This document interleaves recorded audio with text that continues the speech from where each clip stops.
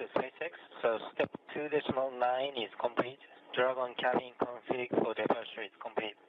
And also we are looking for go for step 3.1 and also checking the LIO config in step 3.4. Checking. Japan Aerospace Exploration Agency astronaut Takuya Onishi, who spent some time as the commander of the International Space Station up until a few days ago.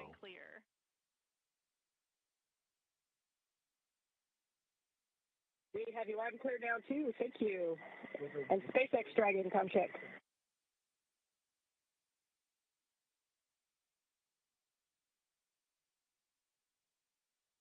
The conversation you've been hearing, part of the pre-hatch closure preparations. Currently is not on Space to Ground 2 directly. We're working the config on the ground to get you calm.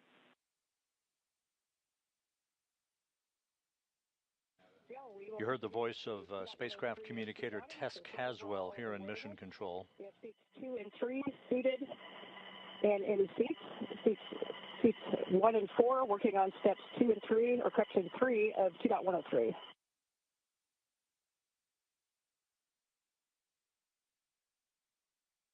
And that was the voice of Dragon Commander, CREW-10 Commander Anne McClain of NASA, as she and her 3 crewmates begin to put themselves in their seats in the SpaceX Dragon vehicle, named Endurance, and begin the process of suiting up for hatch closure and the undocking of Dragon from the forward port of Harmony that is scheduled later this afternoon at 5:05 p.m. Central Time, 6:05 p.m.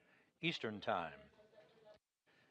You're looking at part of the complement of the Expedition 73 crew that will be left behind once Endurance departs, with the undocking scheduled about 2 hours and 15 minutes from now. Again, the 4 departing crew members, Anne McClain and Nichole Ayers of NASA, Takuya Onishi of the Japan Aerospace Exploration Agency, and Roscosmos cosmonaut Kirill Peskov. They launched aboard their Dragon vehicle on a Falcon 9 rocket on March 14th, arrived at the International Space Station the following day, and at the time of splashdown that is scheduled for 10:33 a.m. Central Time, 11:33 a.m. Eastern Time on Saturday morning, CREW-10 will have completed 148 days in space, 146 of them aboard the station, a journey of 2,368 orbits of the Earth and 62.7 million miles. Anne McClain's 148 days in space upon splashdown tomorrow will have totaled 352 days in space on her 2 flights. Nichole Ayers, of course, in her first flight, 148 days. Takuya Onishi, with his 148 days in space upon his return to Earth tomorrow, will have logged 263 days in space on a pair of flights. And this, the first flight for Kirill Peskov, he will have logged 148 days in space. The crew saw a total of 5 arriving vehicles and the departure of 6 visiting vehicles. SpaceX Dragon has you loud and clear. Great to talk to you today. And great to hear your voice. Sorry for the delay there. Capcom is about to relay up a call, but captured all of your words, and you are go for 3.1 for LIO config, IMV teardown, hatch closure, and suit donning. We're going to be swapping to cartridge number 4 today. Copy. Go in step 3, cartridge number 4. And that conversation between the core, the crew operations resource engineer, basically the SpaceX Capcom or communicator, and Anne McClain aboard Dragon, as she indicates that the crew members are inside Dragon. They will swap out lithium oxide canisters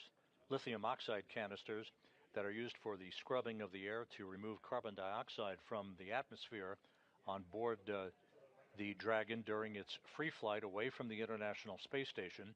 This will be basically a 17.5-hour transit of phasing away from the station following undocking later today.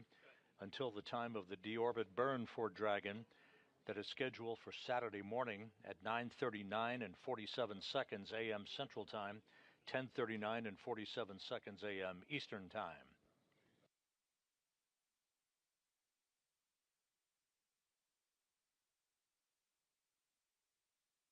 The remaining crew that will be left on board the station to continue the unbroken presence of humans aboard the International Outpost, which will reach its 25th anniversary on November 2nd this year, is comprised of the new station commander, Sergei Ryzhikov, his Roscosmos colleagues, Alexei Zabritsky and Oleg Platonov, NASA astronauts Johnny Kim, Zena Cardman, and Mike Fink, and Kimiya Yui of the Japan Aerospace Exploration Agency.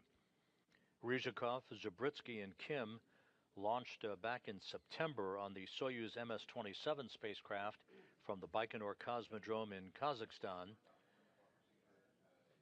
Cardman, Fink, Platonov, and Yui launched just 8 days ago aboard the SpaceX Dragon Endeavour, arriving at the International Space Station to begin their tour of duty on board the orbital outpost.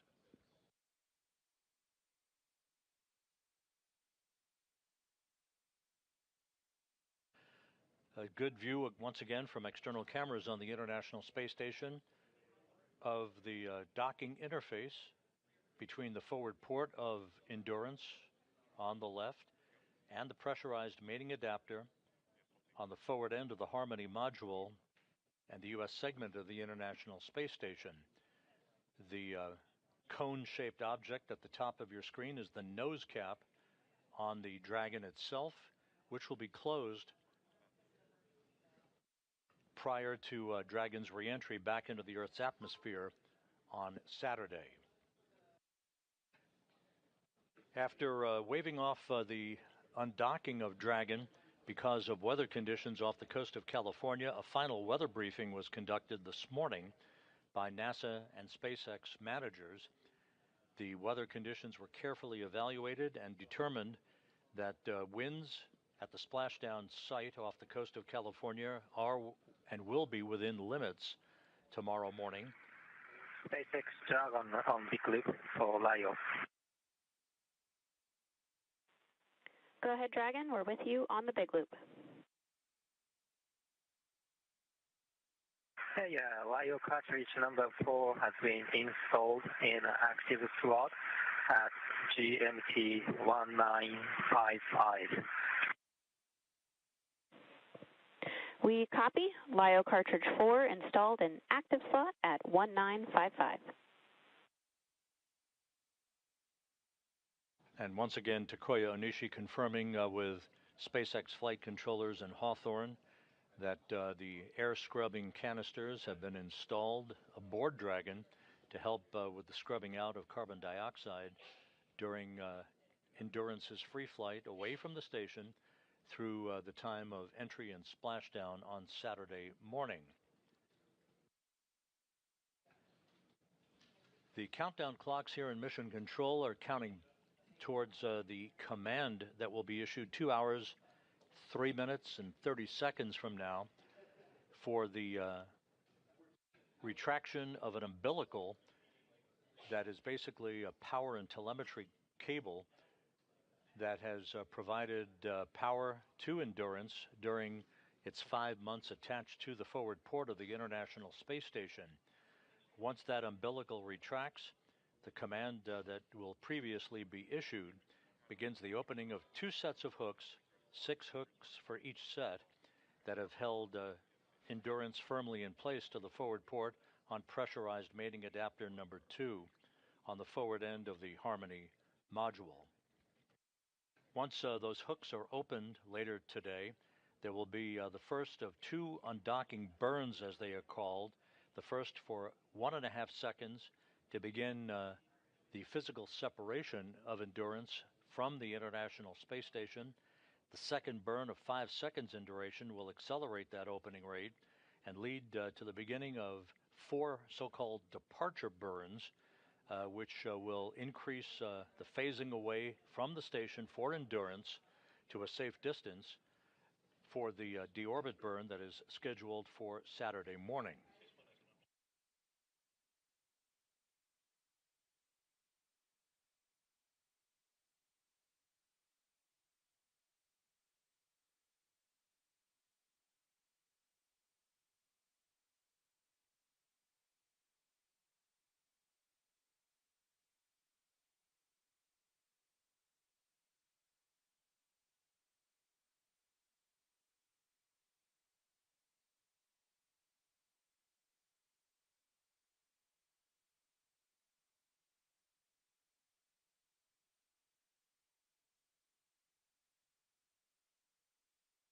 Earlier this week, the departing CREW-10 crew members, led by Commander Ann McClain, had a few moments to share their thoughts with the Expedition 73 crew members that they were part of and continue to be part of until they undock later this afternoon.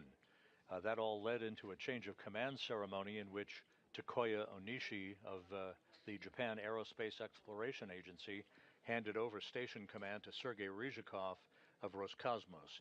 McClain's comments were particularly poignant. Let's take a moment as we replay her comments this past Tuesday as the CREW-10 began preparations to begin their trip home. And as we complete our mission on Space Station, we really want to lead with gratitude for the absolute privilege of getting to live and work aboard this amazing International Space Station. All of us are keenly aware that we may never get to do this again, and we've been very pensive over the last days of understanding what we have all got to be a part of. And we know that there's some tumultuous times on Earth, and there's some people that are going through struggles all around. And we want this mission, our mission, to be a reminder of what people can do when we work together, when we explore together. The foundations of this mission were laid long before any of us got here. This is a short snapshot in time today in our mission. But the International Space Station, this international mission that has been going on for almost 25 years, was made possible by visionaries who years before believed in something this massive. I truly believe that this is one of the biggest feats of cooperation that humans have ever accomplished. It takes people from every country all around the world every single day showing up to support this mission to make it happen. And really we just get to be, we had the privilege of getting to be here for a short period of that time. But if we think back to 40 years ago when this idea was conceived and the international partnerships started to come together, the atmosphere and the climate politically was very similar to what it is now. There's a lot of people that would say that's not going to be possible. But all it took was visionaries from all around the world to work together, to have a mustard seed of faith that something like this could be done when we work together. CREW-10 has had the absolute privilege of working here for the last 4 months, and we have so much gratitude for all of the ground teams that showed up every day to make this possible. We truly are very humbled to represent humanity, and we hope that we can be a reminder to others of the goodness of humanity and what we really can accomplish when we work together. Once again, those words from Dragon Commander Ann McClain of NASA this past Tuesday during farewell remarks at the beginning of a change of command ceremony. So as we fast forward now, the 4 crew members who are departing the station, McClain, Nichole, Ayers, Takuya Onishi, and Kirill Peskov, are aboard Dragon, preparing to configure the systems on their spacecraft before they close the hatch and begin suiting up into their launch and entry suits. Once the hatch is closed, there will be leak checks on both sides of the docking interface that you see there from external camera views on the station. Those leak checks will ensure that we have an airtight seal before we begin to depressurize the small passageway or vestibule that connects Dragon to the forward port of the Harmony module through that pressurized mating adapter on the right side of your screen. Once the vestibule is depressurized and the pressure is equalized on both sides of the docking interface. That will set the stage for the undocking command to be issued by SpaceX flight controllers in Hawthorne, California. That's scheduled 1 hour 57 minutes from now, 5 minutes after that command is issued, and with all 12 hooks holding Endurance to the International Space Station opened. The first undocking burn of about 1.5 seconds in duration will be issued, and that basically breaks the interface between Endurance and the station and marks the official undocking of the vehicle from the orbital outpost. The International Space Station is currently traveling in an orbit 262 miles above the Earth, moving from northwest to southeast across the Atlantic Ocean east of the continent of South America, about to enter an orbital sunset. The station, of course, orbits every 90 minutes in an inclination of 51.6 degrees to either side of the equator.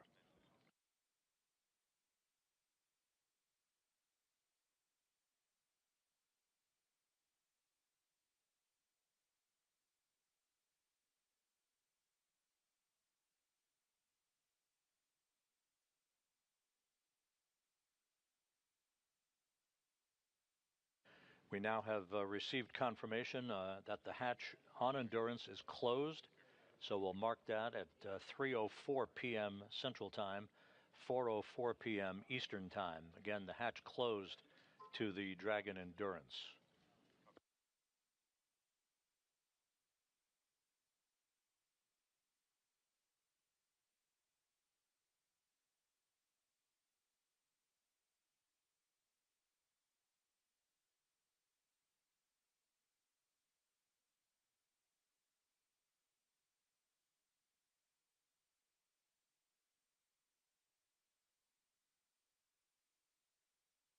SpaceX Dragon, TPRV ISO valve confirmed visually open. SpaceX copies on the big loop.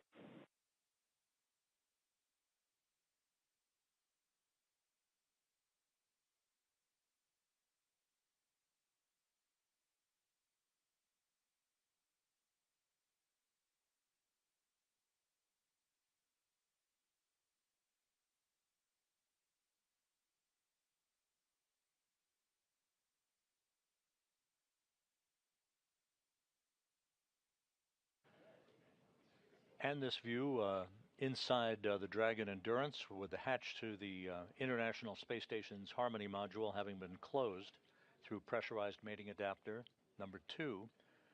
You're looking at crew members who are configuring systems prior to completion of their suit-up procedures that will lead to their undocking at 5:05 p.m. Central Time, 6:05 p.m. Eastern Time.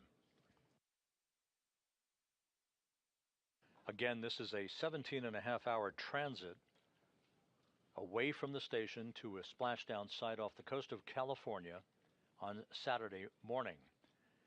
The deorbit burn on Saturday morning at 9:39 a.m. Central Time, 10:39 a.m. Eastern Time, will be a 17.5-minute retrograde firing to slow Endurance down by 115 meters per second, allowing it to drop out of orbit for its high-speed entry back into the Earth's atmosphere. About 18 minutes after the deorbit burn, there will be the claw separation that basically holds the trunk in place, followed by the trunk of Dragon, the lower portion of Dragon. That will separate at 9:58 a.m. Central Time, 10:58 a.m. Eastern Time, before Endurance is maneuvered into the proper orientation for entry, with the heat shield facing in the direction of travel to ablate or repel heat that will build up around the spacecraft to about 2,500 degrees Fahrenheit. There will be a brief period of loss of signal because of the ionization of molecules around the spacecraft itself. Once we come AOS, or the acquisition of signal following that period of ionization, will be set for the deployment of The drogue chutes on Endurance followed a short time later by the main chute deployment. Splashdown is scheduled at 10:33 and 47 seconds a.m. Central Time, 11:33 and 47 seconds a.m. Eastern Time. That will be 8:33 a.m. off the coast of California. Again, splashdown scheduled on Saturday morning.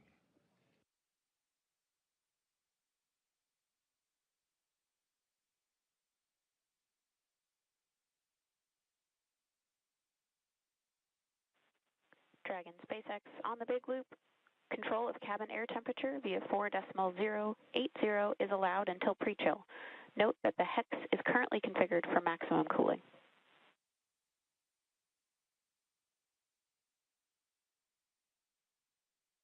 Is 4.080. And the view inside Dragon, you're looking at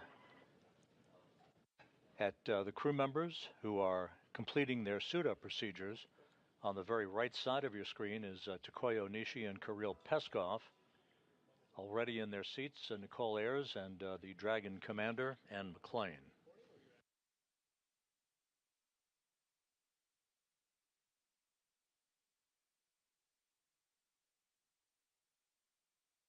The undocking and departure profile off the forward port of the International Space Station's Harmony module will carry Dragon to a distance of about 400 meters in front of the station, and then a similar distance above the station and behind the station as the departure burns carry Dragon into a trajectory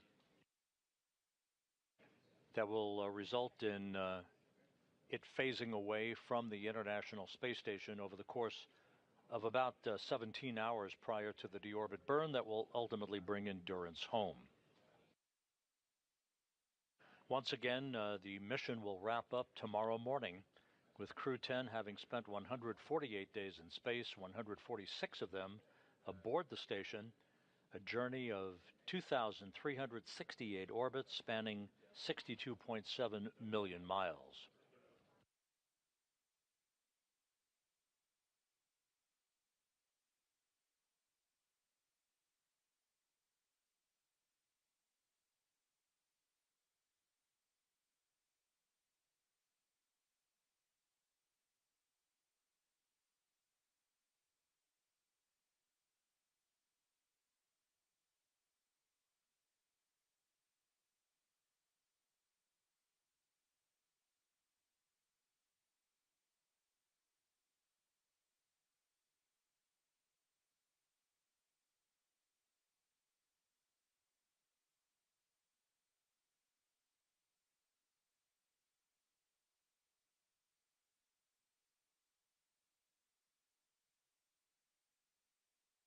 During their mission, the 4 crew members of CREW-10 conducted a multitude of scientific experiments, and Dan McClain and Nichole Ayers conducted 1 spacewalk totaling 5 hours and 44 minutes in duration.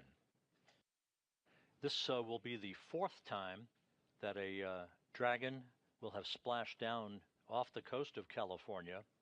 The FRAM-2 mission, the commercial resupply uncrewed CRS-32 mission, and most recently the Axiom-4 mission, all concluded with splashdowns off the coast of California, but this will be the first time that a Dragon involved in the commercial crew program will have returned to Earth with a splashdown off the coast of California.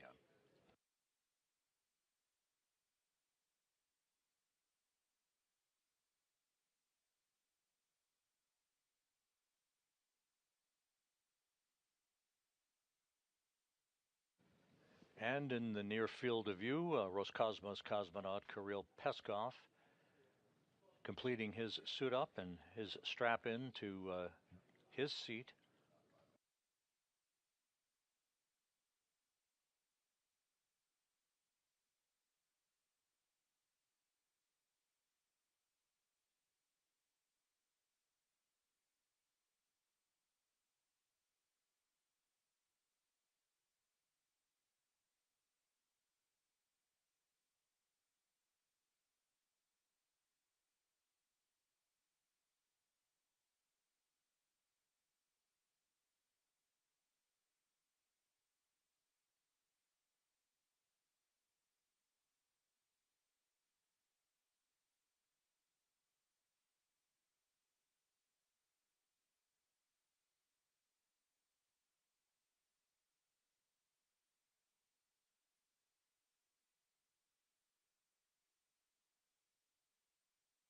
If you're just joining us, the hatch to the Dragon Endurance, that is the vehicle bringing home the CREW-10 quartet, was closed at 3:04 p.m. Central Time, 4:04 p.m. Eastern Time. You're seeing the crew members completing their suit-up procedures. There will be leak checks on both sides of the docking interface between Endurance and the forward port of the Harmony module of the International Space Station through pressurized mating adapter number 2. Once those leak checks are complete, the small passageway at the docking interface will be depressurized to vacuum. That will set the stage for the undocking command to be issued 1 hour and 46 minutes from now. That will come right on the dot at 5 p.m. Central Time, 6 p.m. Eastern Time, initiating a 5-minute procedure to retract the umbilical between Dragon and the International Space Station, that umbilical having provided power and telemetry to Dragon during the course of its almost 5 months of docked operations. 2 sets of hooks, 6 hooks per set, will then be opened. Set 1 first, followed about 2 minutes later by set 2. And then the first of the undocking burns, a quick burst of the Draco thrusters on Dragon for about 1.5 seconds, will be initiated at 5:05 p.m. Central Time, 6:05 p.m. Eastern Time, to initiate the actual physical separation of Dragon from the International Space Station.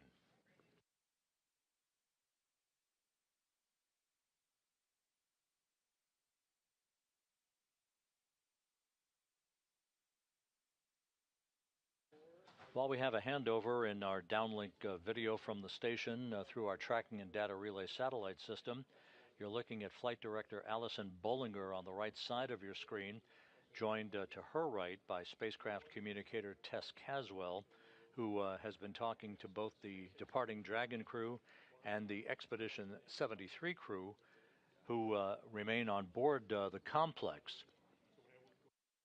For Sergei Ryzhikov, Johnny Kim, and Alexei Zabritsky, who launched aboard Soyuz back in September, the Soyuz MS-27 spacecraft, this is their 123rd day in space, to the Harmony module that will be closed a short time from now, initiating the beginning of the equalization of pressure and the ultimate depressurization of that vestibule, very short passageway between Dragon and the International Space Station.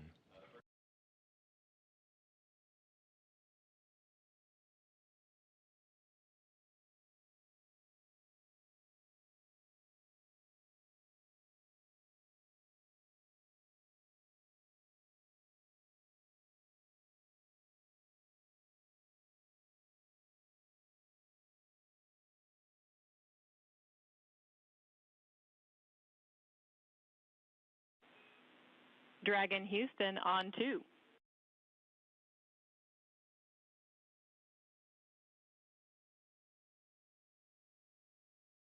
Houston Dragon, go ahead. Stand by for Big Loop RF audio config.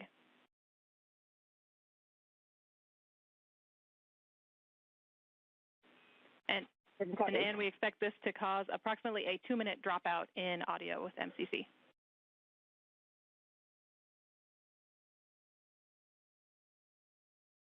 See a 2-minute dropout, and for everyone's awareness, we are starting section 5 of 4.010. All 4 crew members are seated, and strapped-in.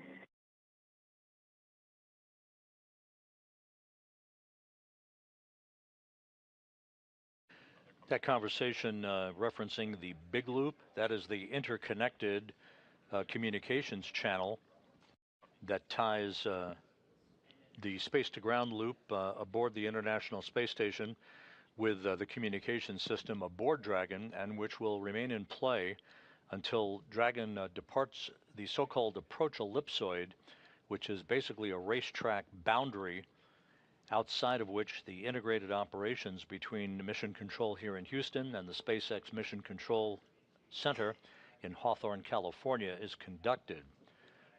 Once Dragon departs the approach ellipsoid, the work is essentially done for mission control here in Houston for the joint phase of this mission, and SpaceX Mission Control will take over full operations of Dragon's departure.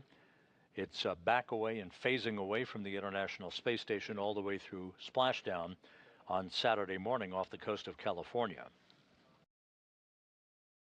The space station is currently flying 262 miles south of the continent of Africa, about to begin a southwest to northeasterly trek that will carry it across the east coast of Australia and back across the North Pacific.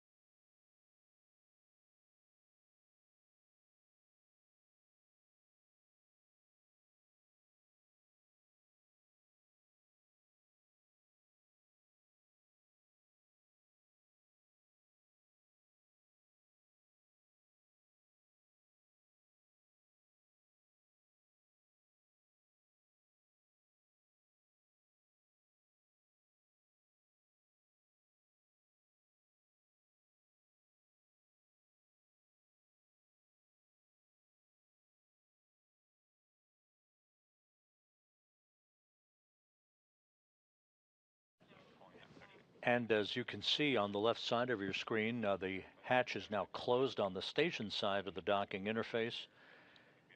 As Zena Cardman cleans up some of the equipment prior to the start of the leak checks that will be conducted between Dragon and the International Space Station to ensure that we have a tight seal before the depressurization of the passageway that will be the precursor to the undocking of Endurance from the station, physical separation scheduled at 5:05 p.m. Central, 6:05 p.m. Eastern Time.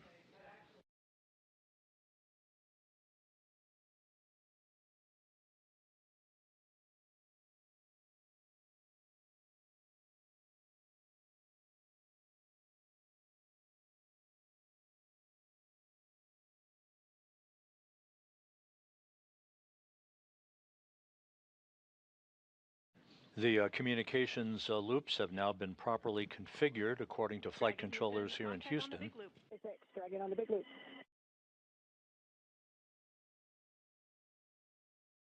Houston Dragon, we have you loud and clear. All right. C2V2 RF config is complete on the big loop, so you were just about to call SpaceX. We'll let that be your comm check.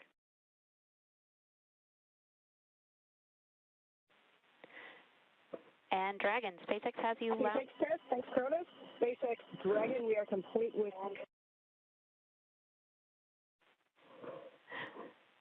Okay, SpaceX has you loud and clear on the big loop. Complete with suit donning. We are at 4.011. Looking for your go on 1.1.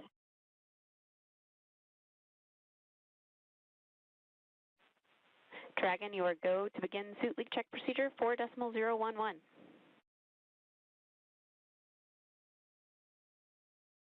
And McClain talking to both the Capcom here in Houston and the core, or SpaceX Capcom in Hawthorne, California, if you will. The procedures that they're relaying back and forth now have reached the point of leak checks on their suits to ensure that they have a tight seal on all 4 suits for the departing crew members. Standing by for your go. Close the 8-pass hatch.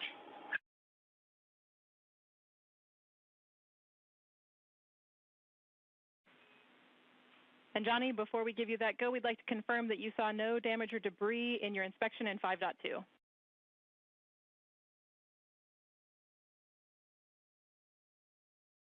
Confirm, no damage or debris, clean seals on in step 5.2. You are go for step 5.3.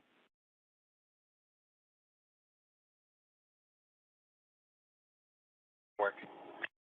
NASA's Johnny Kim talking to Tess Caswell, the Capcom here in Houston, as they are about to complete the series of hatch closure procedures, this being the final hatch between the pressurized mating adapter and Harmony itself, that will set the stage for not only the suit leak checks for the 4 Dragon Endurance crew members, but also set the stage for the depressurization of the vestibule connecting Dragon to the International Space Station. We want that vestibule to be depressurized down to vacuum with readings that are equivalent on both sides of the docking interface before we move into the undocking command later this afternoon that will set in motion the physical separation of Endurance from the complex and begin the journey home for the 4 crew members comprising CREW-10 and McClain, Nichole, Ayers, Takuya Onishi, and Kirill Peskov.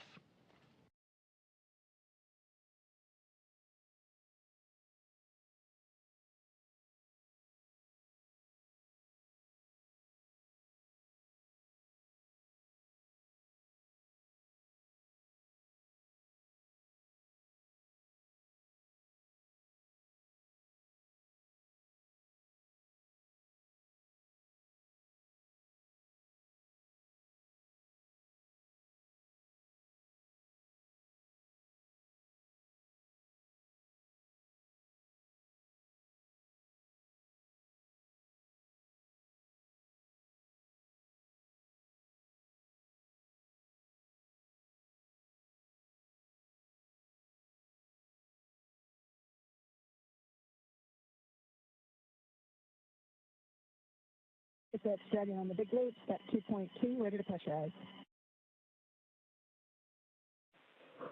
Dragon, you are go to initiate suit leak check.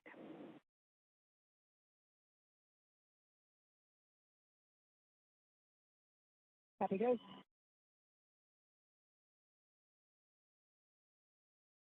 And McClain, the Endurance commander, indicating that the crew is about to pressurize their suits to ensure that we have tight seals and good integrity on the 4 suits for the departing crew members. Houston copies.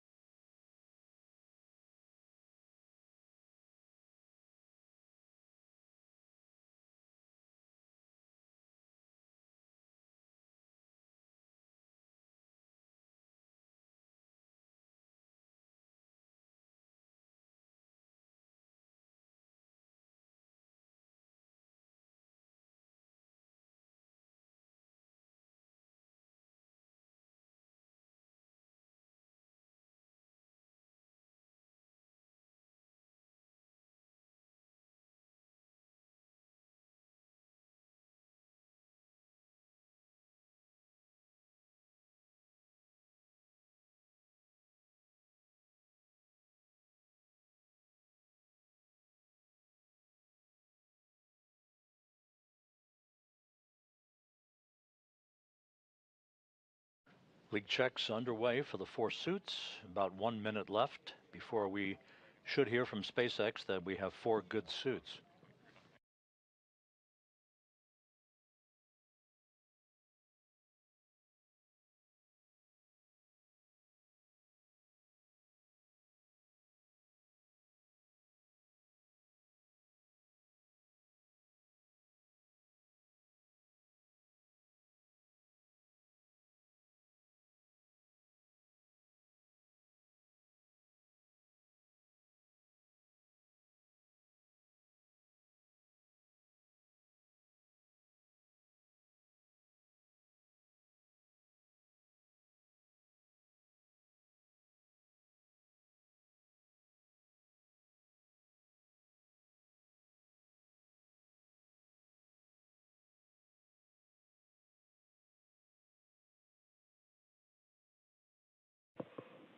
Dragon SpaceX on the big loop. We see 4 good suit leak checks.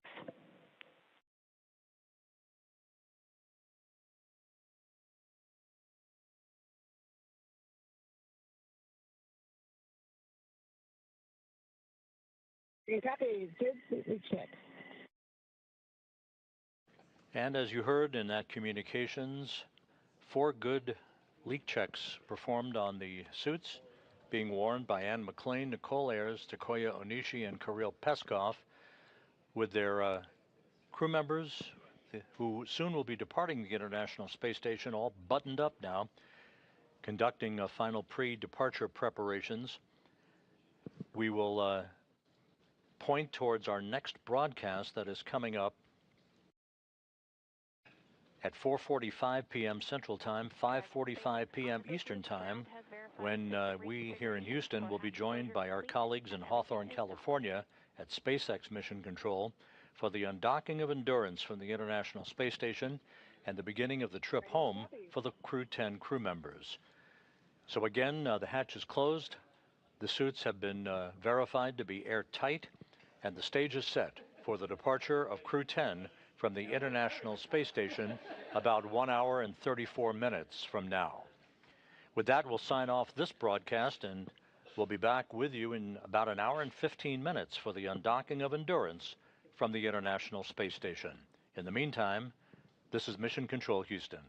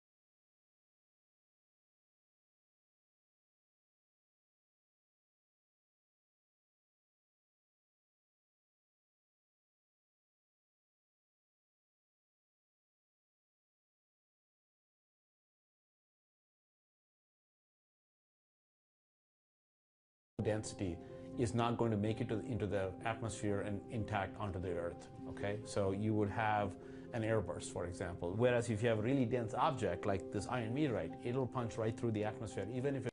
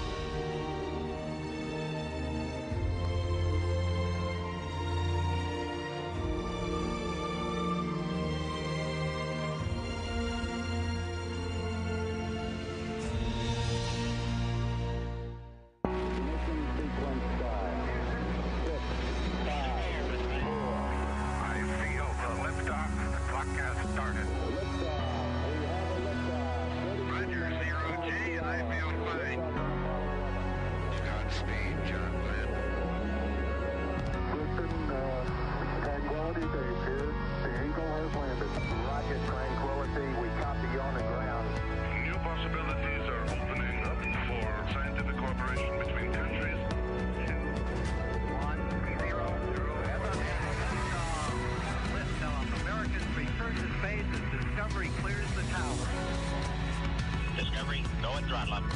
Every roger, go for deploy. Thanks, Q, and to everybody in the shuttle program, the crew is go for launch. Roger, nice to be in orbit. We have followed in their footsteps to get us where we are today.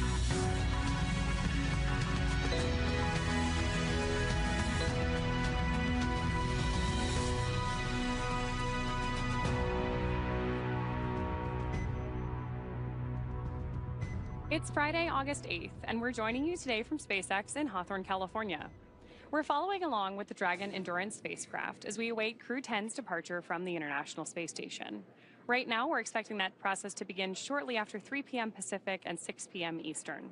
I'm Ronnie Foreman, a Senior Sales Manager here at SpaceX. And I'm Anna Schneider with NASA Communications. It's great to be here. It's great to have you here, Anna. And of course, thank you for everyone tuning in to watch us live with our coverage today of Dragon completing its 10th crew rotation mission to the space station through NASA's Commercial Crew Program. CREW-11 arrived on station on Saturday, August 2nd at 2:27 a.m. Eastern, and they will be taking over for CREW-10, who are now headed home. That's right, Ronnie. CREW-11 launched just last week on Friday, August 1st at 8:43 a.m. Pacific, 11:43 a.m. Eastern from Launch Complex 39A at NASA's Kennedy Space Center in Florida, with NASA astronauts Commander Zena Cardman and pilot Mike Fink, JAXA, or Japan Aerospace Exploration Agency astronaut and mission specialist Kamiya Yui, along with Roscosmos cosmonaut and mission specialist Oleg Platonov. The crew has since spent a few days in space, with those days docked to the space station being a handover period where they learn to live and work on station from the departing crew. Now, the returning CREW-10 members today are NASA astronauts McClain and Nichole Ayers, along with JAXA astronaut Takuya Onishi and Roscosmos cosmonaut Kirill Peskov. Right now, the crew is currently suited inside Dragon, and both the Dragon and station hatches are sealed in preparation for departure. Once Dragon departs the station, the crew's flight home is expected to last around 17.5 hours.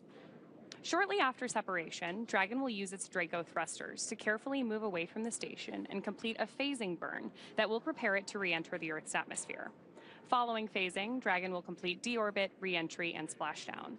During our deorbit sequence, several events will occur, including trunk separation, closure of the nose cone, a deorbit burn, deployment of the drogue and main parachutes, and finally, splashdown. And of course, like all of our mission with CREW-10 so far, Mission Control, SpaceX, and of course on the big loop connected to Houston, we'll be monitoring their progress all the way. You've got a great view of Mission Control at SpaceX here, but we'll hear call-outs from Mission Control in Houston here shortly. And of course, Dragon is targeted to splash down off the coast of California tomorrow, August 9th, at 8:33 a.m. Pacific, 11:33 a.m. Eastern, where it will be picked up by a SpaceX recovery vessel, and our recovery teams will help to egress or exit the crew from Dragon. Now, currently on board the space station is the Expedition 73 crew, led by the current space station commander, Sergei Ryzhikov of Roscosmos. Just a few days ago, JAXA astronaut Takuya Onishi handed over command of the space station to Ryzhikov ahead of his departure today, alongside his CREW-10 crewmates. Now, also on board space station is NASA astronaut Johnny Kim, as well as Roscosmos cosmonaut Alexei Zubrytsky, and of course the recently arrived CREW-11 astronauts. Now, just like its approach to the International Space Station, Dragon's departure and deorbit is designed to be fully autonomous, requiring no action from the crew on board. NASA astronaut Johnny Kim has helped the crew members prepare for today's departure and will be watching from the cupola, but the prime departure monitoring role falls on McClain from inside Dragon. Mission Control in both Houston and Hawthorne will back them up as we step through today's undocking. And speaking of Mission Control in Houston, let's check in with NASA Public Affairs Officer Rob Navius at the Johnson Space Center in Houston to talk a bit about how the station crew have been preparing to send today's crew home and what we can expect from here until Dragon departs from station. Rob? Thanks very much, Anna. Here in Mission Control in Houston, the team on console is led by Flight Director Allison Bollinger. She's joined by spacecraft communicator Tess Caswell, who will be talking directly to the crew through that big loop you described, all the way through the exit from the so-called approach ellipsoid, which is the racetrack boundary, after which joint operations will conclude between Houston and your Mission Control there in Hawthorne, California. A short time ago, Bollinger polled her team of flight controllers here and received a go for undocking. Now, the undocking time has been adjusted ever so slightly by just a few minutes to the right. the undocking command that will initiate the retraction of the umbilical between Dragon and the station that has been providing telemetry and electricity to the Dragon Endurance will be retracted. That will then initiate the opening of 2 sets of hooks, 6 hooks per set, that will physically separate Dragon from the International Space Station and conclude its 5-month stay on board the orbital outpost. Once that separation occurs, and it is now targeted, by the way, for 5:15 p.m. Central Time, 6:15 p.m. Eastern Time, that would mark physical separation. Dragon will move away from the forward port of Harmony to a point about 400 meters in front of the station. Then through a series of departure burns, we'll move to a point above the station, behind the station, and then we'll phase away below the station for a 17.5-hour transit to its deorbit burn and splashdown off the coast of California on Saturday morning, as you described. The crew statistics for CREW-10, very impressive. They will have spent 148 days in space at the time of their splashdown on Saturday morning, 146 days of which were locked in and working with the Expedition 73 crew aboard the International Space Station. McClain, Ayers, Peskov, and Onishi will have completed 2,368 orbits of the Earth, a mission spanning 62.7 million miles. And McClain will have totaled 352 days in space during her 2 missions once she returns to Earth on Saturday. Ayers and Peskov, both first-time flyers, will have accrued 148 days, and Takuya Onishi, completing his 2nd flight into space, will have totaled 263 days on his 2 missions. So everything is all set for the departure of CREW-10 from the station. By the way, the delay, the wave-offs, if you will, because of weather over the past couple of days, concluded with a weather briefing this morning, and SpaceX and NASA were both go for undocking with the conditions, lighter winds, and even though there are some low clouds expected at the time of final descent for Endurance to its splashdown point off the coast of California, those conditions are well within limits to allow the undocking today and the return to Earth tomorrow for CREW-10. With that, we'll hand it back to Ronnie and Anna in Hawthorne and stand by for physical separation. Thank you so much, Rob, and thank you for those updates. Of course, the team will continue to watch and monitor the weather all the way through splashdown and as they make their way through those phasing burns and onto deorbit tomorrow morning. And we heard just a minute ago that the teams were doing their final go, no-go poll. Again, they do all of these checkpoints and sequence all the way up through undocking to make sure all the teams are ready to go. And should for any point they have to wave off last minute for weather, whatever it may be, there's of course opportunities down the road. Yeah, absolutely. And because it does take us time to get back from the International Space Station to our splashdown location, we're monitoring weather not just at the time of separation, but trying to do that forecast ahead to make sure that we're going to have an easy splashdown for our crew, who are coming back from, almost 150 days in space. I want to make sure it's a warm welcome back here in California. Yeah. And now let's take a moment to go ahead and meet the crew that we're bringing home today before they depart the International Space Station.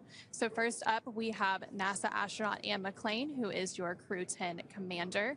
Born and raised in Spokane, Washington, NASA selected McClain as an astronaut candidate in 2013. CREW-10 is her 2nd space flight after launching aboard the Soyuz MS-11 in 2018 and serving as a flight engineer on the International Space Station for expeditions 58 and 59. At the conclusion of this mission, as Rob mentioned, she will have spent 352 total days in space across her 2 missions, completing a total of 3 spacewalks for 18 hours and 52 minutes outside the orbiting laboratory.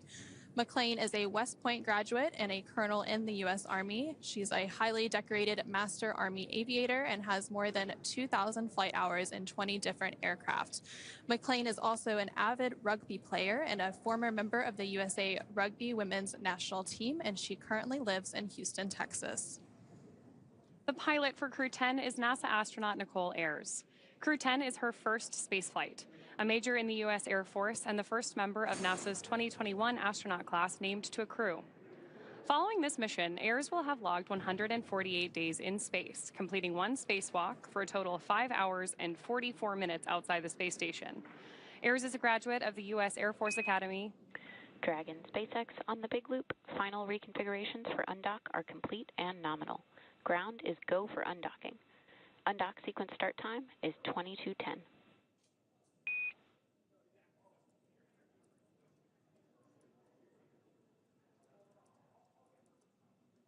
SpaceX Dragon, copy, go for undock. Crew has visors down. SpaceX copies, visors down.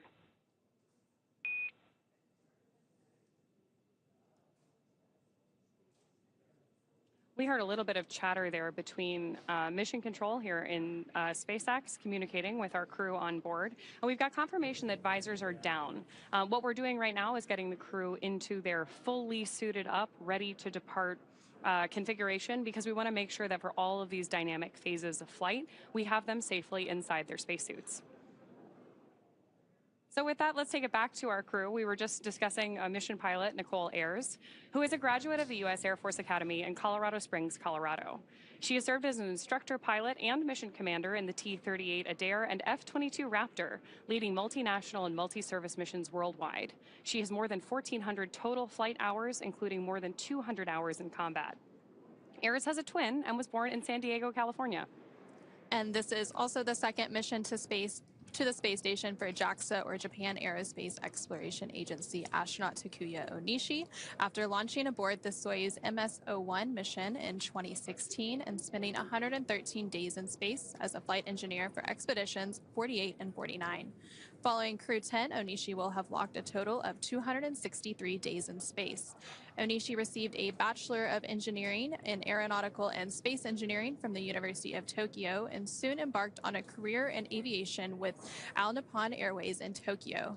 He was selected as an astronaut candidate by JAXA in 2009, and during his stay on the space station, he became the first Japanese astronaut to capture the Cygnus spacecraft in space. Now, when he's not training, Onishi enjoys flying, playing the saxophone, movies, and hiking. And rounding out our crew, this is mission specialist and Roscosmos cosmonaut Kirill Peskov. Like Ayers, the CREW-10 mission is also his first trip to the International Space Station. After the conclusion of this mission, he will have spent 148 days in space. Before his selection as a cosmonaut in 2018, he was a co-pilot on the Boeing 757 and 767 aircraft for airlines Nordwind and ECAR. Assigned as a test cosmonaut in 2020, he has additional experience in skydiving, zero-gravity training, scuba diving, and wilderness survival. And it's a great crew that we are bringing home.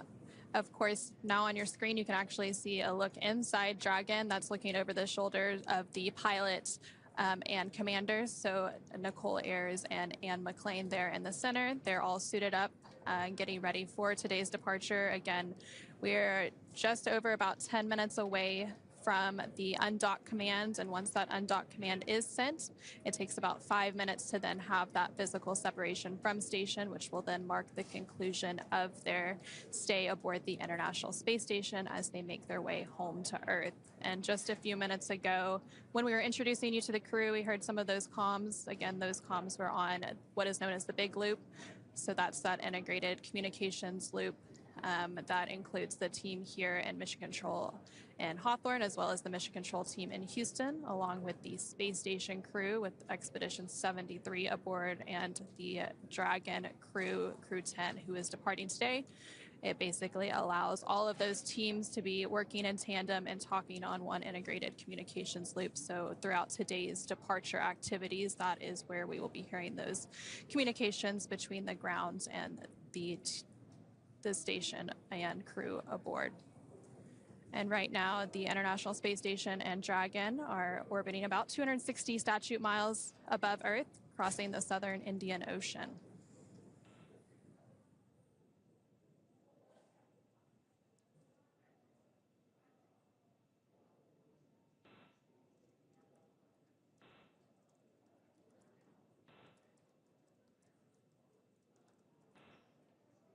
And we also did just hear a few minutes ago that the teams had pulled go to proceed with today's undocking and departure activities.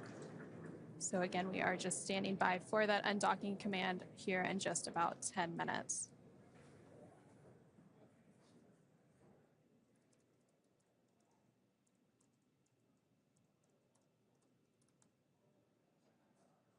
So again, right now, if you are just joining us, we are standing by for CREW-10's departure from the International Space Station. And the view on your screen right now is looking over the shoulder of the pilot and commander for today's mission, up at the 3 touchscreen displays inside the Dragon spacecraft. Our crew is going to use these touchscreens to monitor their progress as they move away from station, even though the maneuver itself is fully autonomous. And as we mentioned a few minutes ago, the Joint Flight Control teams did pull go to proceed with today's undocking and departure. And now that the Joint Flight Control teams are go for undock, we are just awaiting that undock sequence to actually begin. Again, the undock command is scheduled to be sent in about 9 minutes at 3:10 p.m. Pacific, 6:10 p.m. Eastern. Once that command is sent, it will take less than 5 minutes for Dragon to separate from the International Space Station, which has been its home for the last 5 months. At the planned undock time, SpaceX Mission Control will command the undock sequence start, which begins the automatic undocking process we were just talking about. The first step is for the umbilicals to retract. These umbilicals connect Dragon systems to the space station while docked, transferring power, telemetry, and commands between the two vehicles throughout Dragon's stay. Once that's complete, Dragon will unlatch itself from the space station by releasing the 12 hard capture hooks in 2 separate phases, which Rob was telling us about while he was with us a couple minutes ago. All that combined takes roughly 4.5 minutes. And then Dragon will be ready to depart from station and begin to move itself further and further away using the Draco thrusters on board. And Dragon's initial departure from station is a little bit different from other docked vehicles like the Soyuz that rely on springs to push them away from the docking port. Dragon will actually execute 2 short thruster firings called undock burns, and that is what physically separates Dragon from the International Space Station. Those thruster firings use a combination of the 12 Draco engines around the base of the spacecraft, with the first breaking any stiction between Dragon and the docking port, and then the second slowly backing the spacecraft away from the station's Harmony module. And again, Dragon is currently docked to the forward-facing port on the Harmony module. CREW-11 docked last Saturday to the space-facing port. And following that physical separation, which we are expecting at about 3:15 p.m. Pacific, 6:15 p.m. Eastern, we will have depart burn 0, which is the first of 4 departure burns to begin moving Dragon further away from the space station. That initial departure burn, depart burn 0, will then be followed by the second departure burn about 5 minutes later, and that will help move the spacecraft beyond the keep-out sphere. The keep-out sphere is an invisible 200-meter line centered on the space station, and it is one of several safety zones set up to govern spacecraft arriving and departing from the International Space Station. Before moving into the keep-out sphere, spacecraft have to be configured where they would not cross the imaginary boundary for at least 4 orbits, even if the spacecraft lost all maneuvering. And then after that, about 13 minutes later, today that would be around 3:34 p.m. Pacific, 6:34 p.m. Eastern, Dragon will then exit what is known as the approach ellipsoid. Again, it's another imaginary shape, this time a 3-dimensional ellipsoid measuring 4 kilometers by 2 kilometers by 2 kilometers in the same family as the keep-out sphere. One of the key differences with the approach ellipsoid is that vehicles outside of it have to be on what we call a 24-hour safe free drift trajectory, which means the spacecraft would not cross into the approach ellipsoid for at least 24 hours, even if it lost all maneuvering. Again, we're expecting the call for the undocking sequence to begin in about 6 minutes. And then after that happens, it'll be about 5 more minutes before we have physical separation of Dragon carrying CREW-10 away from the International Space Station to conclude their mission.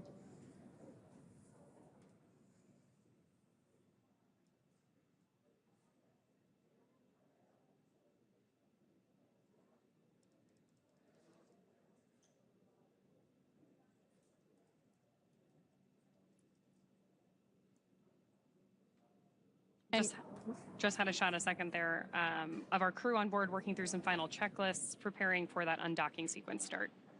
And all throughout today, there have been a lot of procedures that they've had to work through. Before we started today's broadcast, the crew had to work through hatch close procedures, and then they got suited up and completed some leak checks. They also depressurized the vestibule, which is the area in between the Dragon hatch and the space station hatch, which prior to CREW-10's docking back in March would have been exposed to the vacuum of space. Now, of course, after they undocked today, that area will then be re-exposed to that vacuum of space. And during their mission, they conducted quite a bit of science. They contributed to more than 200 different microgravity science and research experiments during their time aboard the International Space Station. And the International Space Station will actually mark a very important milestone this year. It'll be the 25th year of continuous human presence aboard the orbiting laboratory. And during that time, over 4,000 different experiments have been conducted in that unique environment. I'm always struck by when we do these webcasts talking about the expedition numbers of our crew, how many different astronauts have been on board station. And of course, today is the completion of the 10th crew rotational mission as part of the commercial crew program. And of course, our 10th Crew Dragon mission to the International Space Station as well. For those of you just joining us or who have not watched an undocking before, in the lower left-hand corner of your screen now, you have the range and rate available so that you can help monitor along from home, just like we're monitoring here from Mission Control. The range tells you about how far away from the station we are, and the rate is the speed at which that distance is changing. So we're looking for both to increase as we move through these carefully planned maneuvers as we go through our separation, phasing burns, and ultimately head towards splashdown.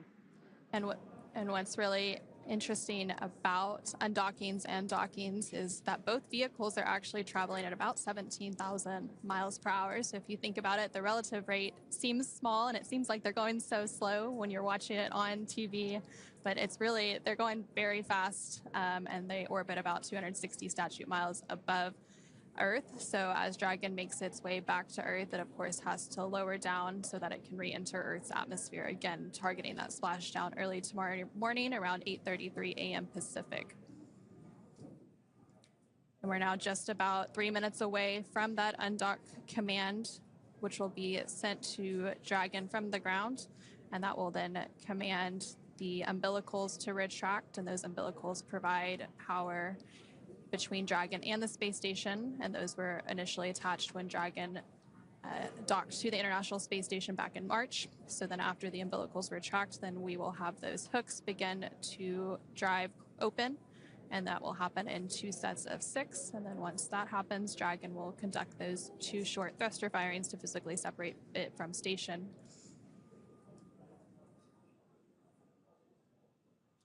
And as you mentioned, this is the same Dragon that docked with CREW-10 back in March. Part of our operating procedure is such that the Dragon spacecraft that launches the astronauts is exactly the same one that brings them back home.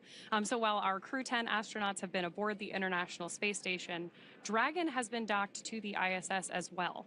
And we're using them in that docked configuration, effectively as one vehicle. Their spacesuits are stored inside of Dragon, as are some of those experiments that you were talking about.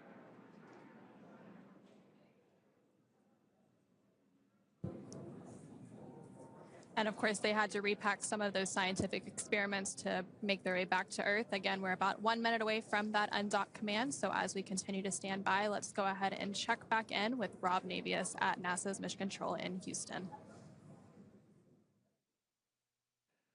Thanks very much, you guys out in Hawthorne. Here in Mission Control in Houston, all flight controllers are set for the beginning of the end of the CREW-10 mission and the journey home that will span about 17.5 hours from the time of physical separation to the time of tomorrow's splashdown off the coast of California. We're about 20 seconds away from the issuance of the undocking command from Hawthorne. We'll stand by for confirmation of that. All of Dragon Endurance's systems are in excellent shape, as are the systems aboard the International Space Station, as we stand by about 10 seconds from now for the issuance of that undocking command.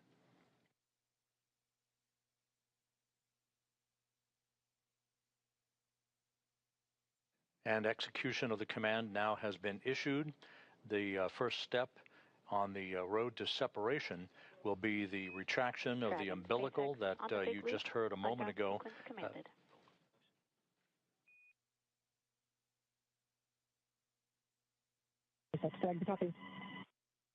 And McClain, the commander of Endurance, acknowledging the issuance of the undocking command, the umbilical being retracted. Once again, this means that Endurance will be on its own in terms of internal power and telemetry, no longer interconnected to the International Space Station.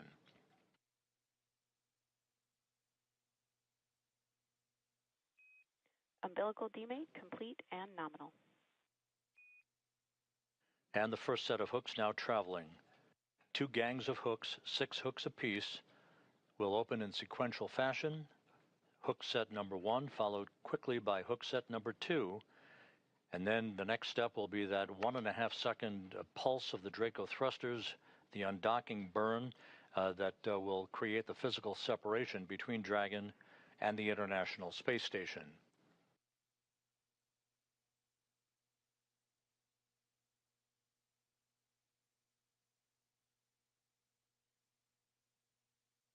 The Expedition 73 crew, who will be left on board the station to continue the unbroken presence of humans on board the orbital outpost led by Roscosmos cosmonaut Sergei Ryzhikov. He's the new ISS commander, joined by Alexei Zabritsky, Oleg Platonov, Johnny Kim, Zena Cardman, Mike Fink, and Kimia Yui.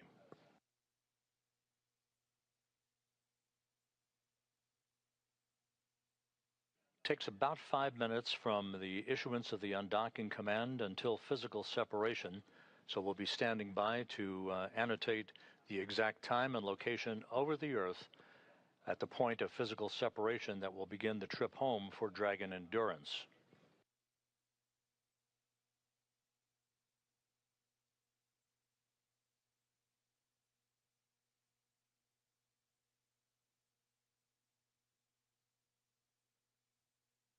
We're currently in an orbital nighttime pass.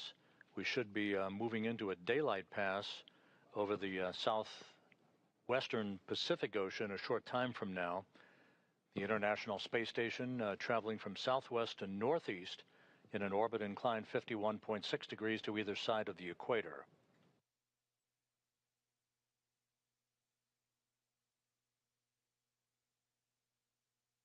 And the first set of hooks now open, now working on the second set. First set of hooks, open and nominal.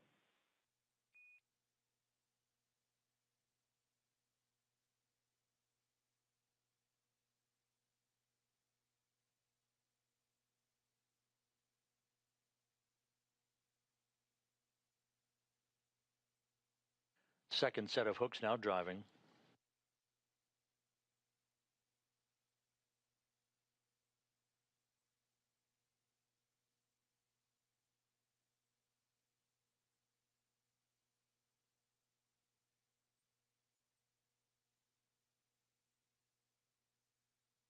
All quiet here in the mission control room. Here in Houston, the International Space Station Flight Control Room.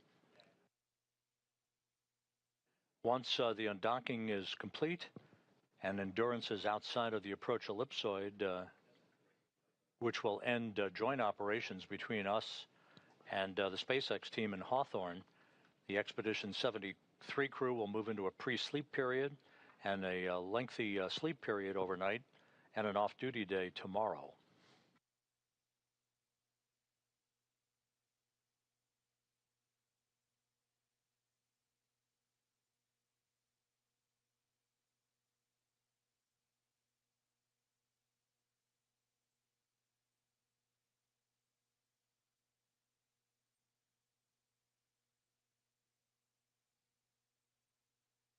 The second set of hooks now open, standing by for undock burn number 1.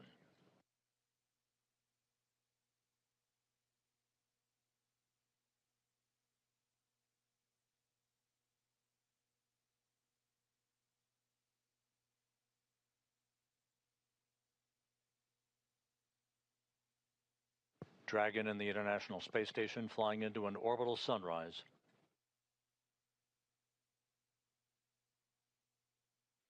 All hooks confirmed to be open. All hooks now open and nominal. Dragon separation. And we have undocking. Physical separation confirmed. At 5:15 p.m. Central Time, 6:15 p.m. Eastern Time, as the station and Dragon flew 260 miles over Jakarta, Indonesia. And undock burn number 2 has been completed. And depart 0 burn now underway. You can see those Draco thrusters doing their thing. opening up an increasingly quicker separation rate between Dragon and the station. Depart 0 burn complete. Depart burn 0 complete. Performance nominal. Visiting vehicle officer here reports good trajectory as Dragon Endurance leaves the International Space Station from which it docked 146 days ago.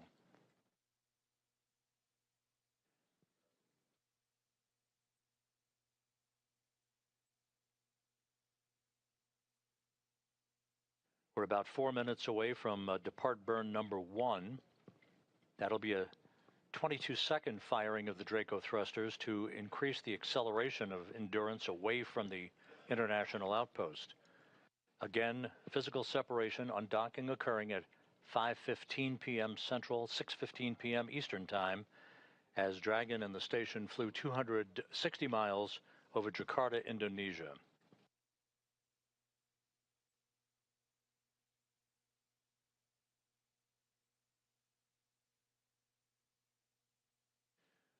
And again, we will remain in integrated operations with Hawthorne, California and SpaceX Mission Control until the time that Endurance has exited the approach ellipsoid, which is that 2 by 2 by 4 kilometer invisible boundary, basically a racetrack shaped oval type boundary that represents the vicinity of the neighborhood of the International Space Station within which integrated operations are conducted.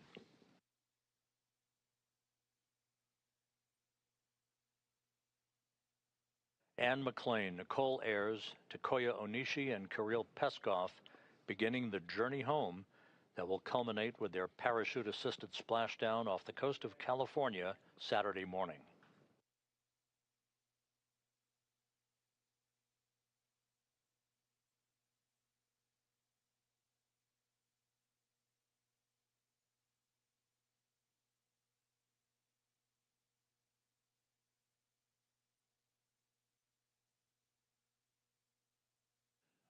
The track of Dragon in the station will carry it a moment from now across Malaysia and then just south of Manila, the capital of the Philippines.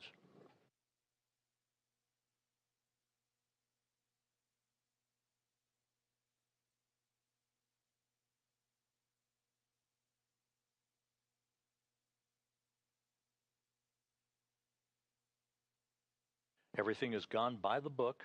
All of the pre-departure preparations went per the timeline.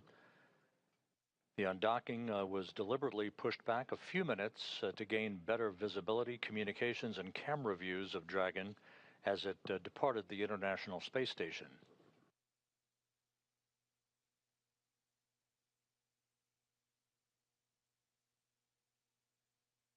We still are headed for a splashdown on Saturday morning at 10:33 a.m. Central Time, 8:33 a.m. Pacific Time off the coast of California.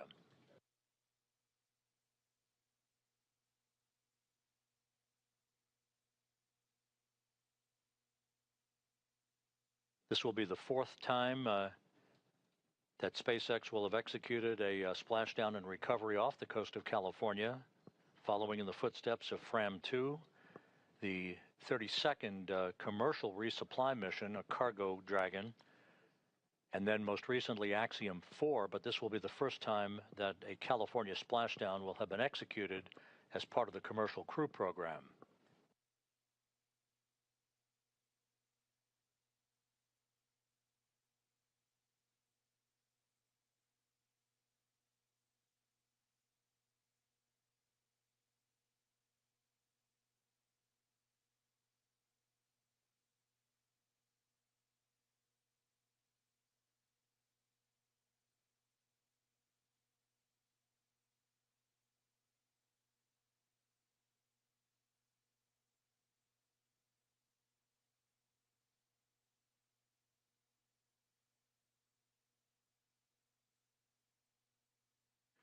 We're about 25 seconds away from departure burn number 1. This is a 22-second firing with a delta velocity change of 0.6 of a meter per second to further increase Endurance's opening rate from the International Space Station.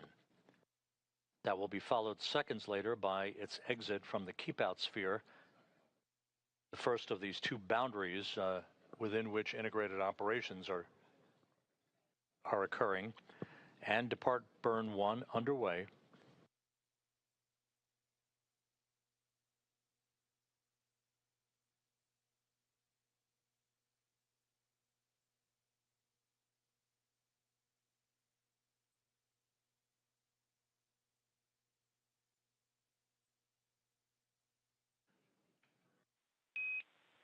Depart burn 1 complete. You are go to DOF suits per procedure 4.012. Reminder, ground will be deactivating the big loop following exit from the approach ellipsoid.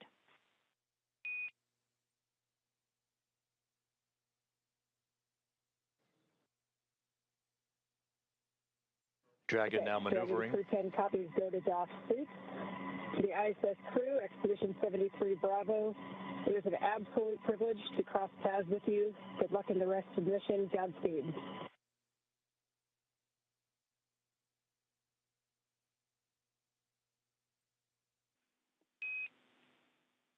Anne, Vapor, Talk, and Kirill, thank you for your wishes. We wish you fair winds and following seas. It's been an honor for all of us around the world to support you as you lived and worked on the International Space Station. We cannot wait to welcome you home to the blue skies of Earth.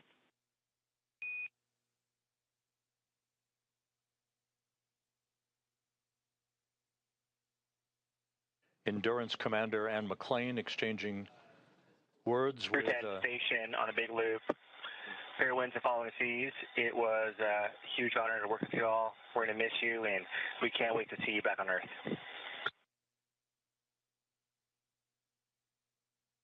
Likewise, Johnny and the rest of the crew, have a great mission. Again, Endurance Commander Anne McClain wishing all the best and a big vote of thanks. Dragon and Station, Houston on the big loop. Dragon has exited the keep-out sphere.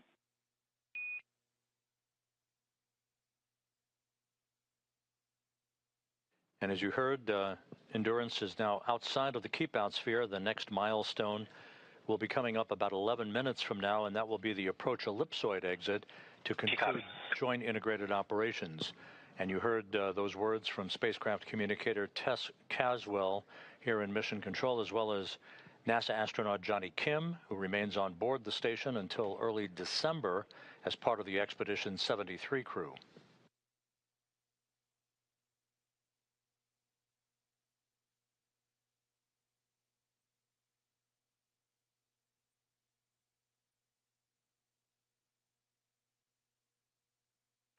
So with Endurance well on the way on the first leg of its journey home that will culminate with its splashdown off the coast of California Saturday morning, we're about to conclude joint integrated operations with Hawthorne here in Mission Control in Houston.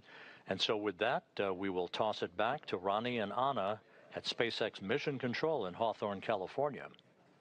Thanks, Rob.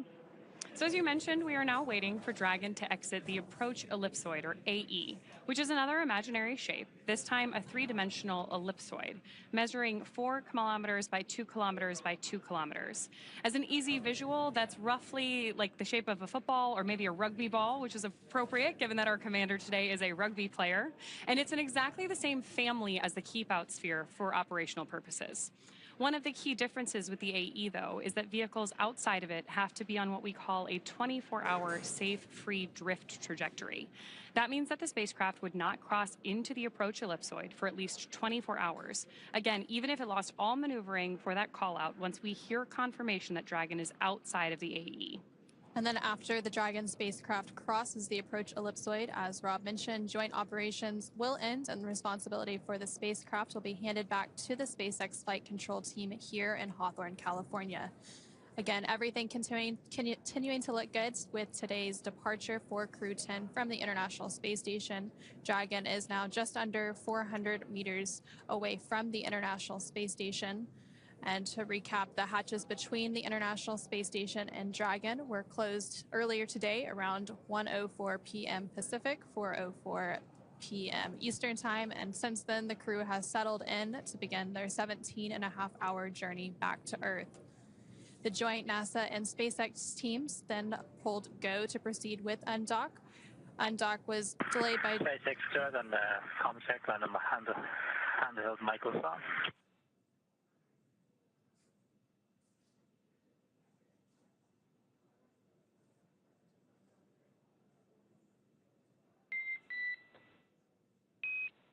I have you loud and clear on the cabin mic on the big loop.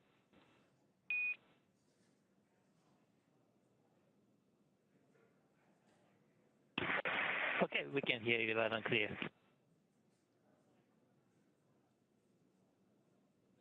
And those comms there were with the core or the crew. SpaceX Dragon for ComCheck on Dragon to ground. I've got you loud and clear on Dragon to ground. How me?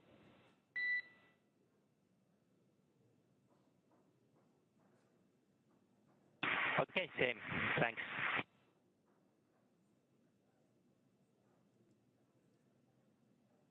Again, those comms there were between JAXA astronaut Takuya Onishi and the core or the crew operations resource engineer in SpaceX Mission Control in Hawthorne, just behind us.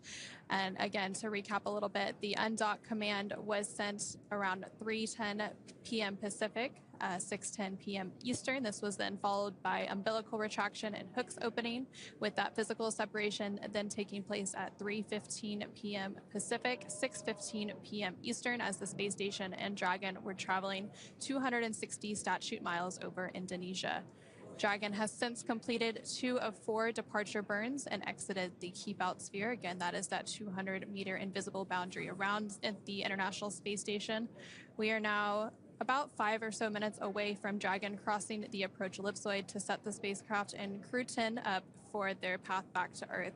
Dragon is now about 500 meters away from the International Space Station. Again, that range and range rate continuing to increase as it continues on its departure. Again, Dragon is targeted to splash down off the coast of California tomorrow, August 9th at 8:33 a.m. Pacific, 11:33 a.m. Eastern, marking the completion of their 5-month science and research mission. Of course, if you're following along, you've noticed that in the bottom left-hand corner of your screen, we have updated the telemetry that we're sharing with you, now tracking the speed and altitude of the Dragon spacecraft. There we've got a shot on board on your screen right now of on board the Dragon spacecraft. Our crew inside has been given the go to doff their suits. Generally speaking, we always have the astronauts in their suits when we're in dynamic phases of flight. That's because the spacesuits are effectively an extension of the spacecraft. If we needed to for any reason, the spacesuit is designed to keep the astronauts safe. Now that we've cleared that dynamic phase, it's time for them to take those suits off, get a little bit more comfortable for their 17.5-hour journey home. And then they will put those suits back on just before they begin that deorbit phase. So they'll have a little bit of time to get some sleep, get a meal, and really settle in, since it is a 17.5-hour journey. Again, we are about 5 or 6 minutes away from exiting the approach ellipsoid. Again, that is that 2 kilometer by 2 kilometer by 4 kilometer invisible boundary that we are waiting for Dragon to exit. And once that happens, CREW-10 will no longer be in integrated operations, and you did hear them setting up some of the communications directly between SpaceX Mission Control and Hawthorne and CREW-10 aboard Dragon, so it'll be a direct communication with them without the station crew in the loop there.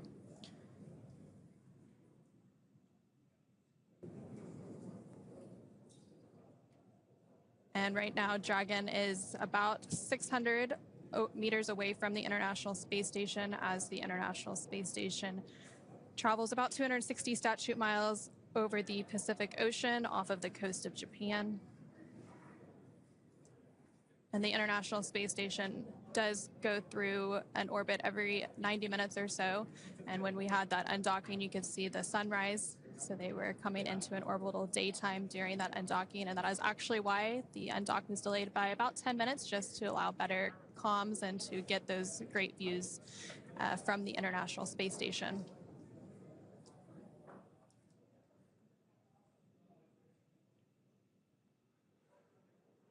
As you mentioned, because we're orbiting the Earth roughly every 90 minutes, our CREW-10 astronauts and those astronauts still on board the International Space Station are seeing about 15 sunrises and sunsets every day. And there on your screen, you're seeing a live look inside the SpaceX Mission Control here in Hawthorne. Again, the Dragon and the International Space Station do go in and out of signal as they transition satellites, which is known as a loss of signal. And then once they reacquire signal, that'd be acquisition of signal.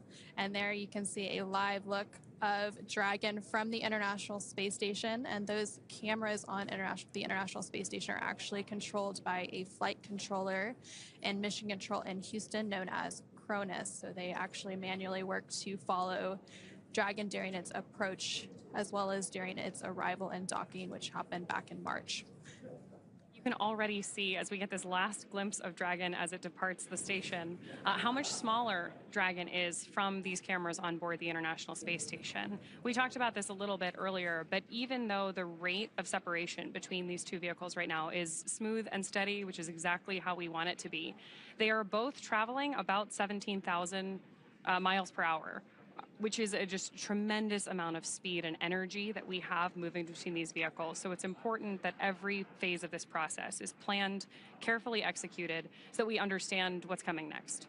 And right now, Dragon is about 750 meters away from the International Space Station. So again, continuing to increase that gap between the space station and Dragon as we continue to await confirmation of approach ellipsoid exit. And there on your screen, you can actually see a map which depicts where Dragon and the International Space Station are flying. Again, they're flying over the Pacific Ocean.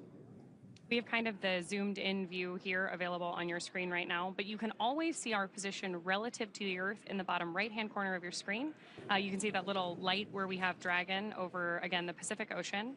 And then right next to that, you can see a map of Dragon's Draco thrusters. Each of those little white puffs that you see are small adjustments that the Draco thrusters on board Dragon are making to control its position. In spacecraft, we generally refer to that as the spacecraft's attitude, but we are talking about the relative 3D orientation of the spacecraft. And right now that range rate is about 1.1 meters per second, so slowly starting to increase that speed as Dragon continues to make its departure from the International Space Station. As we stand by for confirmation of approach ellipsoid exit, the Dragon spacecraft is currently over 830 meters away from the space station. Again, this is following its undocking and physical separation about 18 minutes ago at 3:15 p.m. Pacific, 6:15 p.m. Eastern.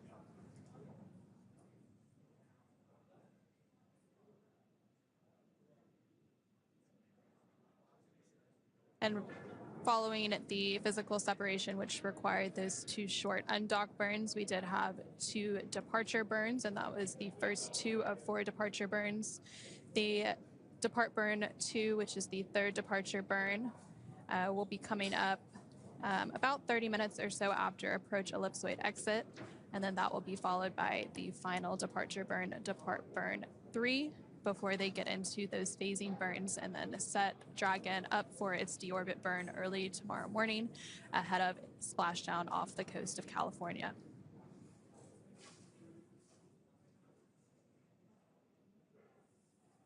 We talked about this a little bit earlier on too, but following that phasing burn, Dragon is going to complete deorbit reentry and splashdown. During our deorbit sequence, several events are going to occur, including trunk separation, closure of the nose cone, a deorbit burn, deployment of our drogue and main parachutes, and finally splashdown. And then after splashdown, there's still quite a few activities that have to take place to actually hoist Dragon up onto the recovery vessel. The recovery vessel for this is the Shannon.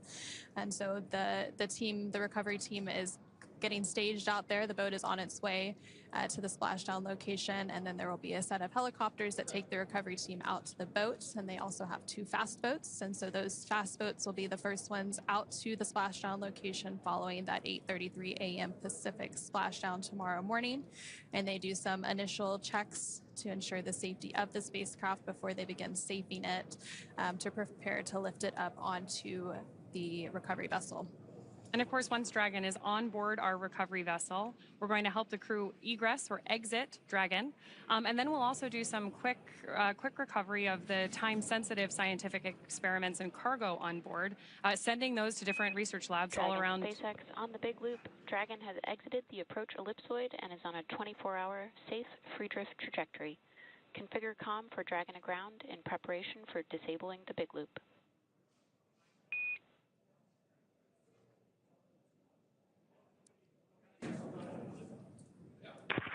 SpaceX Dragon copies. Thank you. And so we did hear confirmation just now that Dragon has exited the approach ellipsoid. Again, that is that invisible boundary measuring 4 kilometers by 2 kilometers by 2 kilometers, and the same family as the keep out sphere. And vehicles outside of it have to be on what we call a 24-hour safe-free trajectory, which means the spacecraft would not cross into the approach ellipsoid for at least 24 hours, again, even if it lost all maneuvering. So now that Dragon and CREW-10 are well on their way back to Earth to conclude their 5-month science and research mission aboard the International Space Station, let's check in one more time with Rob Navius and Mission Control Houston. Thanks, you guys. You mentioned some of the critical activities that are coming up. The most critical activity tomorrow for the Endurance crew will be that deorbit burn that you mentioned. That will be a 17.5-minute retrograde firing of the Draco thrusters, basically a braking maneuver to slow Endurance down by 115.4 meters per second, allowing it to drop out of orbit for its high-speed entry back into the Earth's atmosphere. The direction of travel will keep the heat shield in the direction of travel to repel the temperatures that will build up to some 2,500 degrees around the spacecraft and its 4 occupants. Here in Mission Control, the team led by Flight Director Allison Bollinger is now winding down its activities. The crew on board the station moving into a pre-sleep period. They will wake up in time, however, to watch all of the critical activities that will be uplinked to them for the return of Endurance and its parachute-assisted splashdown in the Pacific Ocean. So with that, we'll wrap it up here in Mission Control in Houston and turn it back to you guys in Hawthorne.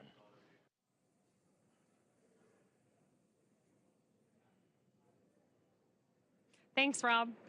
As you mentioned with that, CREW-10 has officially departed the International Space Station. It's going to take them about 17.5 hours until they make their way back to Earth. The crew is currently doffing or removing their spacesuits to settle in for that ride home. As we've mentioned previously, Dragon is targeted to splash down off the coast of California at 8:33 a.m. Pacific time tomorrow, Saturday, August 9th, followed by the crew getting picked up at sea by a SpaceX recovery vessel. As they rest up, our teams here will continue to keep an eye on the weather to ensure a safe return for Dragon and our CREW-10 astronauts. And although our undocking coverage is concluding for today, you can continue to follow along with CREW-10's journey back to Earth by listening to real-time mission audio, the same operational communication used by flight controllers on the ground on NASA's YouTube channel. Meanwhile, we will rejoin for live visual coverage starting a little more than 1 hour prior to splashdown at 7:15 a.m. Pacific, 10:15 a.m. Eastern tomorrow. And as always, you can find mission updates on X, at NASA, at SpaceX, and online at NASA.gov. Thanks again for watching. We'll see you soon, and our CREW-10 astronauts back on Earth very soon.